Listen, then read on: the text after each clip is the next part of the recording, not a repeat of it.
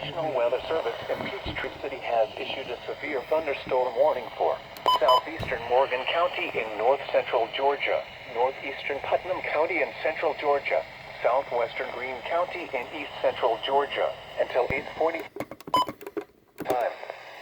At 8:07 p.m. Eastern Daylight Time, a severe thunderstorm was located over Harmony, Oregon, 10 miles southwest of Greensboro, moving south at 10 miles per hour.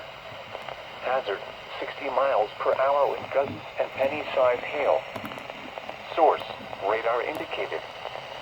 Impact, expects damage to roof, siding, and trees. Locations impacted include E. Denton, Greensboro, Buckhead, Reynolds Plantation, Phoenix, Liberty, Harmony, Warfield, Rockville, Rock Eagle 4-H Center, Park Mill, Cary, and Swords. For your protection, move to an interior room on the lowest floor of a building.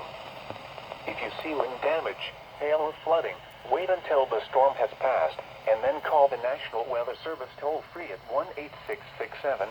1-866-7-634-466 or tweet us your report at NWS Atlanta.